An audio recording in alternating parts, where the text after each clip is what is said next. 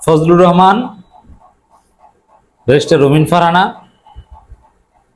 নির্বাচন কমিশনকে নিয়ে হাসনাত শারজিসরা এনসিপি অসাধারণ রাজনীতি করেছে। মুহূর্তের মধ্যে এই রাজনীতির মোড় ঘুরিয়ে দিয়েছে। বিএনপিতে দৌড়দৌড়ি শুরু হয়ে গেছে, নির্বাচন কমিশনেও দৌড়দৌড়ি শুরু হয়ে গেছে। দর্শক, হাসনাত শারজিসরা একটু নাড়াচাড়া দিলে যে বাংলাদেশে কি হয় আপনারা দেখলেন, মানে স্পষ্ট হয়ে গিয়েছে। এটা এক প্রকার সিদ্ধান্ত হয়েছে এবং এটাই ফাইনাল। এই নির্বাচন কমিশন পুনর্গঠন না করে কোনো নির্বাচন হবে না। কারণ সীমানা পুনর্নির্ধারণ নিয়ে এই নির্বাচন কমিশনের শুনানি চলাকালীন সময়ে তাদের সামনেই প্রতিপক্ষকে হামলা করে পায়ের নিচে পিষ্ট করে এবং এক লেডি সন্ত্রাসী, বাংলাদেশের অসৎ চরিত্রের একজন নারী, এই লেডি সন্ত্রাসী, লেডি গুন্ডা, ইনি বলেন যে আমি তো গুন্ডা নিয়ে আসতে পারতাম, ধাক্কার বদলে ধাক্কা তো আসবেই। অলমোস্ট, দুইটা শব্দ, অলমোস্ট তাকে ধাক্কা দেওয়া, অলমোস্ট ফেলে দেয়া এবং চেষ্টা। তার মানে ফেলেও দেয়নি, ধাক্কাও দেয়নি, অলমোস্ট ফেলে দেওয়া, ধাক্কা দেওয়ার চেষ্টা, অলমোস্ট আবার চেষ্টা। এতেই তিনি গুন্ডা আনতে চান। আর নির্বাচন কমিশন চেয়েছে, দেখেছে, পুলিশ কিছু বলেনি। এনসিপি নেতারা, হাসনাত শারজিসরা এত বোকা নয়, তারা এটা ভালোভাবে পিক করেছেন এবং তারা সবাই সোচ্চার হয়েছেন, সরব হয়েছেন। এবং শুধু রুমিন ফারহানার বিরুদ্ধে সোচ্চার কিংবা সরব না, বাংলাদেশে তিনটা ঘটনা এখন ডমিনেটিং, তিনটা একসাথে নিয়ে ডিল করছে হাসনাত শারজিসরা। এক, এই ঘটনা ঘটেছে নির্বাচন কমিশনে। অর্থাৎ নির্বাচন কমিশনার যে অযোগ্যতা, অদক্ষতা, অপারগতা, তাদের সামনে এভাবে একটা দলের সিনিয়র নেতাকে পায়ের নিচে পিষ্ট করা হয়, তারা এটা থামাতে পারলো না, নিরাপত্তা দিতে পারলো না। নির্বাচন কমিশন অফিসের ভিতরে নির্বাচনের আগেই যার সীমানা পুনর্নির্ধারণ সংক্রান্ত বিষয় এরকম পায়ের নিচে পিষ্ট করা, তাহলে এই নির্বাচন কমিশন বালের নির্বাচন করবে, ওদেরকে লাথি দিয়ে ওই নির্বাচন ভবন থেকে বের করে দিতে হবে। অতএব দর্শক, এই ইসি পুনর্গঠনের দাবি জোরালোভাবে সামনে এনেছে এবং একটা জনমত প্রতিষ্ঠিত হয়েছে। একটা ঘটনার উপর ভিত্তি করেই মোটামুটি একটা বড় সিদ্ধান্ত হয়েছে যে এই নির্বাচন কমিশনের অধীনে কোনো নির্বাচন হবে না। আবার রুমিন ফারহানাকে এমনভাবে ধোলাই দিয়েছে, রুমিন ফারহানার মাথা খারাপ হয়ে গেছে। রুমিন ফারহানা পড়ছেন মাইন্ডকে চিপায়।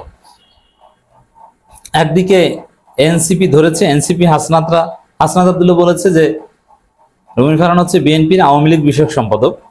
আবার রুমিন ফারহানাকে গ্রেপ্তারের দাবি করেছেন। চিন্তা করেন, গ্রেপ্তারের দাবি করেছে, ভেরি সিরিয়াস। হ্যাঁ, গ্রেপ্তার যোগ্য, যেটা করেছেন ফৌজদারি অপরাধ। একটা দলের সিনিয়র নেতাকে, আতাউল্লাহ সিনিয়র নেতা, এবং আতাউল্লাহর যে অবদান, যে ত্যাগ, 2018 সালে কোটা সংস্কার আন্দোলন থেকে আমি আতাউল্লাহকে দেখে আসি এবং আমার খুব স্নেহের ছোট ভাই, কাছের ছোট ভাই। ওর যে আন্তরিকতা, ওর যে নিষ্ঠা, ওর যে একাগ্রতা, ওর যে সাহস, জুলাই আন্দোলনে মাস্ক পরে লাঠি হাতে নিয়ে সশস্ত্র, মানে সশস্ত্র বলতে দেশীয় লাঠি সোটা নিয়ে অস্ত্রধারীদের বিরুদ্ধে যেভাবে যুদ্ধ করেছে, যেভাবে ইট পাটকেল নিক্ষেপ করেছে, যেভাবে মানুষকে সংগঠিত করেছে, সেই ছবি ভিডিওগুলো আমি দেখি এবং আমি আশ্চর্য হই যে আতাউল্লাহকে আল্লাহ কি দিয়ে তৈরি করেছে। আসলে আতাউল্লাহ আল্লাহর বন্ধু, কি সাহস! এই এবং কতবার মায়ের খেয়েছেন তার ঠিক নেই। আবশ্যিক নেতা আতাউল্লাহ যৌবনের আনন্দ বিসর্জন দিয়েছেন দেশের জন্য, রাজনীতির জন্য। আমি চিনি, স্ত্রী সন্তানকে ঠিক মতো সময় দিতে পারে না। এই আতাউল্লাহরা অত্যন্ত ভালো স্টুডেন্ট ছিল ঢাকা ইউনিভার্সিটির, নামাজি, ভদ্র, সৎ ছেলে। এই আতাউল্লাহরা চাইলে বিলাসী জীবনযাপন করতে পারতো, হাসিনার আমলে, যে কোনো আমলে। এরা যদি চাকরির পিছনে ঘুরতো, চাকরি কোনো ব্যাপারই ছিল না। বিসিএস কাটার হতো, না হলে একটা ব্যাংকের 1 লাখ 1.5 লাখ টাকা বেতনে চাকরিতেও পেত, একদম কম হলে। কিচ্ছু করেনি, অত অল্প কিছু টাকা ইনকাম করে, কষ্ট করে খায়, কষ্ট করে চলে, দেশের জন্য কাজ করে। এরকম একজন মহান নেতা আতাউল্লাহর নখের সমান যোগ্যতা বা মূল্য এই রুমিন ফারহানাদের নেই। এই রুমিন ফারহানাদের অবদান কি? আতাউল্লাহ 1 ঘন্টায় আওয়ামী অস্ত্রধারীদের সাথে রাস্তায় চাংখার গুলে দাঁড়িয়ে প্রেস ক্লাবের সামনে যে যুদ্ধ করেছে, রুমিন ফারহানার বাপ এবং ও মিলে সারা জীবনে যুদ্ধ করেছে।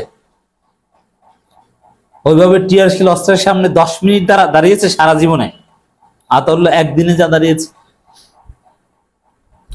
সেই মহান নেতা আতাউল্লাহকে পিষ্ট করে সুবিধাভোগী বাটপার রুমিন ফারহানারা,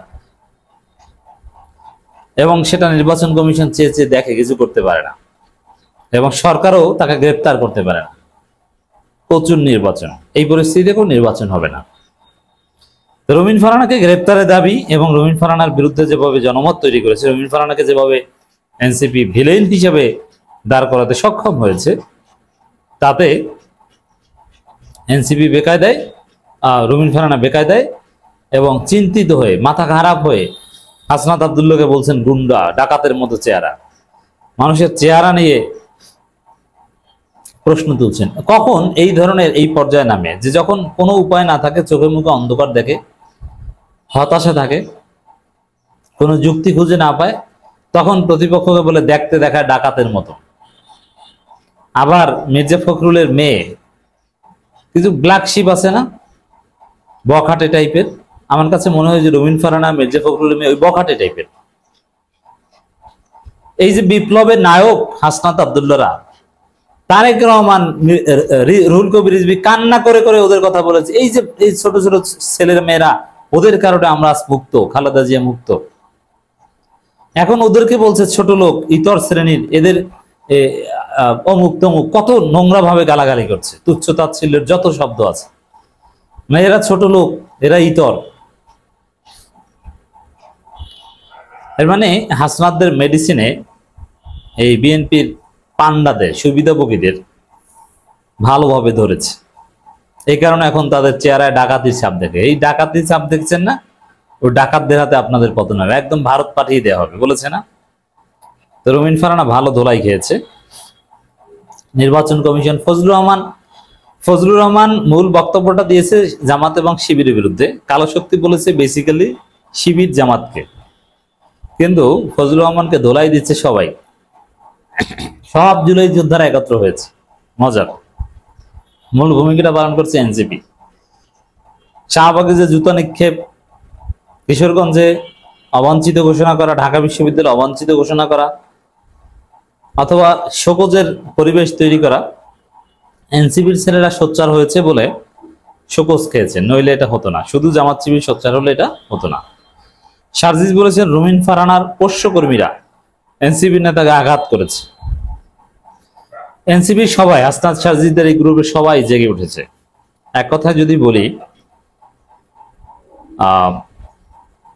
অসাধারণ রাজনীতি করলো রুমিন ফারহানা। তো বেকায়দায় পড়েছে, নির্বাচন কমিশনও যথেষ্ট বেকায়দায়।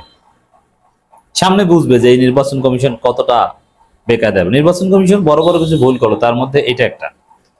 এর আগে আরেক ভুল করে এদের জীবন শেষ করে দিয়েছে, সেটা হচ্ছে ইঞ্জিনিয়ার ইশরাককে মেয়র বানাতে নির্বাচন কমিশনের নগ্ন দালালি। এরপরে এই আর একটা ঘটনা,